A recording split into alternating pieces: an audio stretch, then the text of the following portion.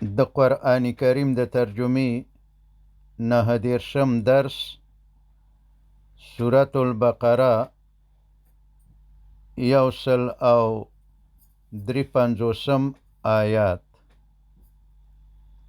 اعوذ بالله من الشیطان الرجیم بسم الله الرحمن الرحیم.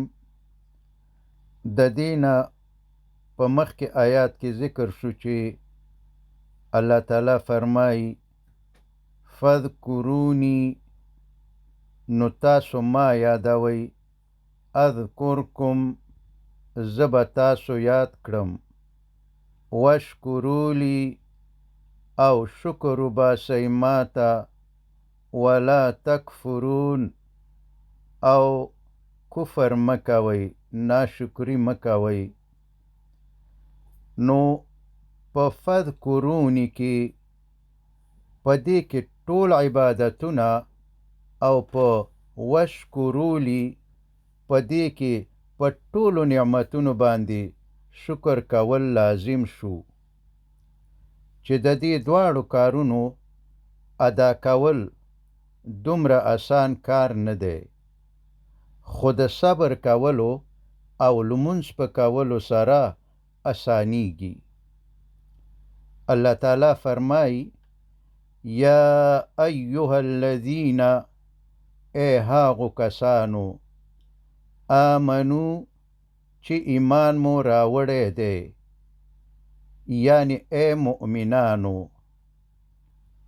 استعینو، مرسته وغواړئ د الله تعالی نه، بالصبر، په صبر، والصلاة، او لمانځه سره، ان بشکه الله، الله تعالی، مع الصابرین، د صبر کوونکو سره دی. د الله تعالی په اطاعت باندې د صبر کولو یوه لویه نمونه د الله تعالی په لار کې جهاد او ژوند د لاسه ورکول دي. نو د دوی په باره کې خبرې مه کوئ چې دوی ګینې نه پوهېدل او هسې ځانونه مړه کړل او د دنیا د مزو نه لاړل. چې د دې آیات شان نزول هم همداسې دی.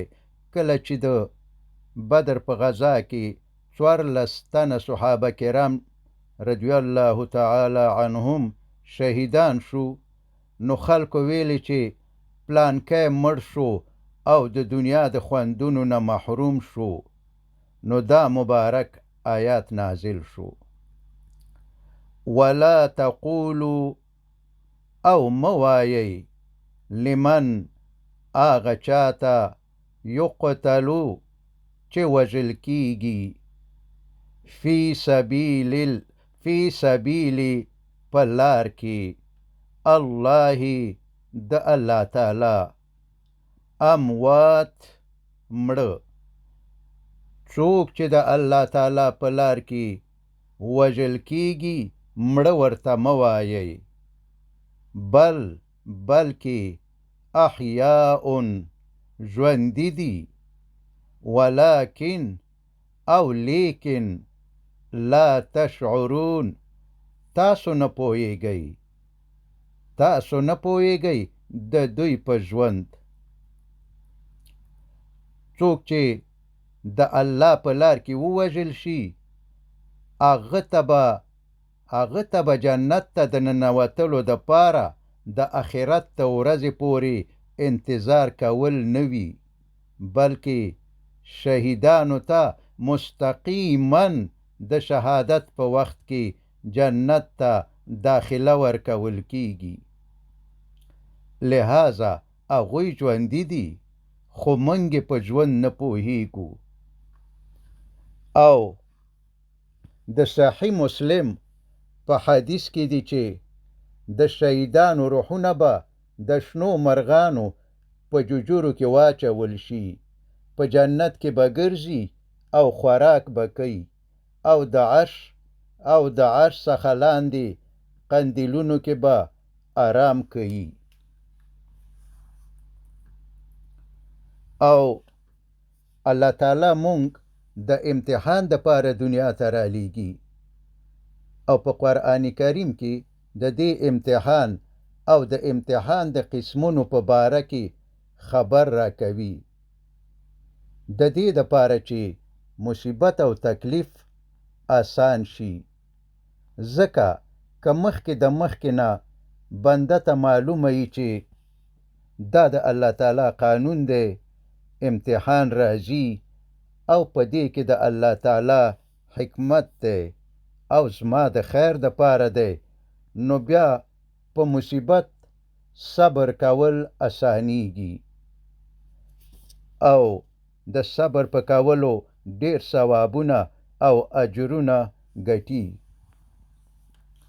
نو الله تعالی فرمایي ولنبلونکم، او حتما مونږ امتحانو تاسو. هیڅوکم د الله تعالی د امتحان نه خلاصیږي. په پیغمبرانو امتحان دی او په نیکانو او په ټولو خلکو باندې، هیڅوکم د الله د امتحان نه خلاصیږي. ولنبلونکم، او حتما